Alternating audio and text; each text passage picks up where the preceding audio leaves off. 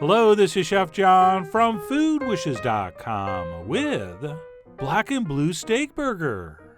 That's right, not only are we going to show you how to make your own hand-chopped burgers and then flavor them with black pepper and blue cheese, but we're also going to prove our love to whoever we're serving these to by chopping up some perfectly good steaks, which some people might consider crazy. But I'm pretty sure those people haven't tasted this, since it really did make for an extraordinarily good burger. So with that, let's go ahead and get started with the aforementioned meat. And what I have here is a beautiful fatty ribeye, as well as a less fatty, but still lovely, top sirloin steak. And the first thing we need to do here is slice up both these steaks nice and thin. And the reason we're doing this is because we're going to have to freeze this before we chop it. And I think by slicing this first, it makes that step a lot easier. All right, some people like to freeze the whole steak and then try to slice it, but personally I think slicing this up first works better. And since we're doing two different steaks that have different amounts of fat, once sliced, we do want to give this a mix. And that's it. Once our sliced steak has been randomized, we'll go ahead and transfer that back onto the plate, wrap it in plastic, and pop it into the freezer until it's very, very cold and very firm, but not quite frozen.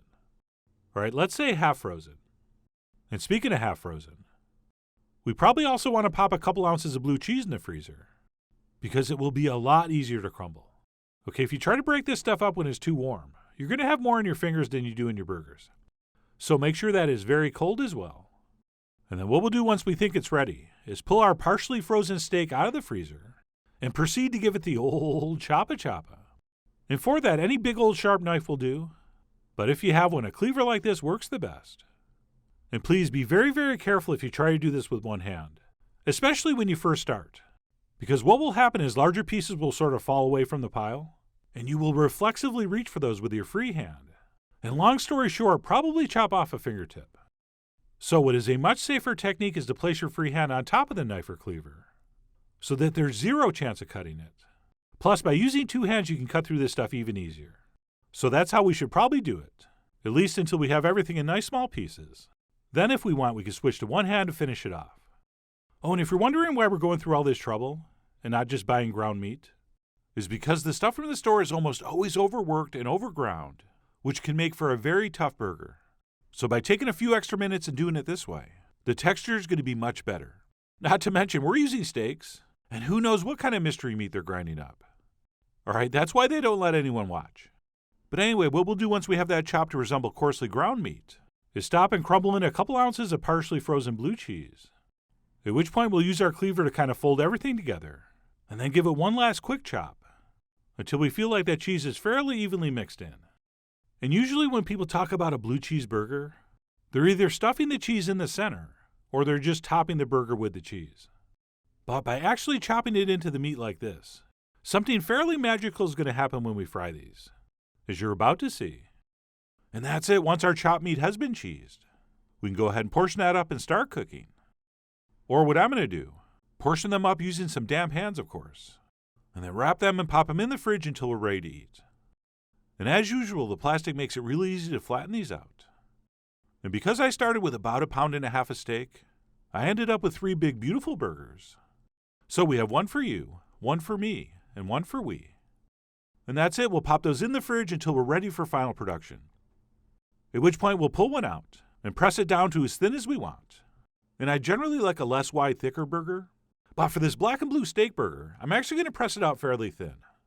All right, I'm going to sacrifice being able to cook this medium rare and keep a nice pink center so that we have a lot of surface area to achieve an extra severe crustification, which I think really makes this burger what it is. But regardless, before this goes in the pan, we're going to go ahead and season it up with some salt, as well as an extra generous amount of freshly ground black pepper. And if you don't put that, you'll only be able to call this a blue steak burger, which is just not nearly as catchy of a name. But of course, suit yourself. I mean, you are, after all, the big daddy of this patty, and you go ahead and season this up any way you want, including but not limited to adding some cayenne, which I'm not going to, so that people leave lots of comments under the video. But anyway, once we have that seasoned and pressed, we'll head to the stove and place this in a dry but well-seasoned pan, set over medium-high heat. And yes, make sure that pan's hot before you place it in. And once we place this down, do not touch it or try to move it. All right, we have to give it at least 3 or 4 minutes to form a crust. And what's happening here is that blue cheese on the surface is melting, and basically forming a blue cheese butter in which our burger is searing, which, as you'll see, creates some very impressive crustification. And in case you're wondering, sure, you can start with a ball of this and then flatten it out with your spatula using the smash burger technique. But I think because this has the blue cheese, I like to flatten it out before we start. And because this burger is so thin, we don't have to worry about trying to catch it at medium rare or medium. We're just going to cook it through. And that second side is probably only going to take a couple minutes.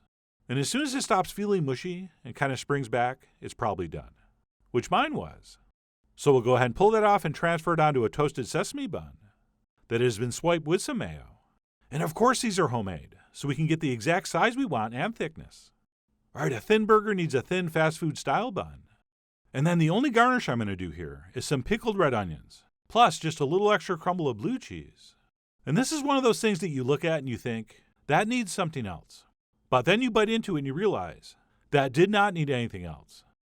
Okay, so while it was tempting to dress this up with some lettuce and tomato to make the pictures look prettier, that would not have made it better. And I wanted to show this exactly how I would eat it, which is what I'm about to do. And that, my friends, is just an amazing burger. Right, that beautiful crust we got frying it in that melted blue cheese gives it the most beautiful texture. Right, super crusty and a little bit crispy around the edges. And then inside we have all these little molten pockets of melted cheese. And because this is fairly rich, the little bit of acidity from our pickled onions balances everything perfectly. So I just love everything about this experience. And even though we sacrificed a couple perfectly good steaks, the gorgeous flavor and tenderness of this, I think makes it all worth it. Plus, people aren't bragging to their friends you made them a regular burger, but that you made them one out of hand-chopped steak, that is a story that's going to get told. And many times. But whether you're going to make this to get included in people's burger-related anecdotes, or you just want to taste what hamburgers were like before machines were invented, I really do hope you give this a try soon. So head over to foodwishes.com for all the ingredient amounts and more info as usual. And as always, enjoy.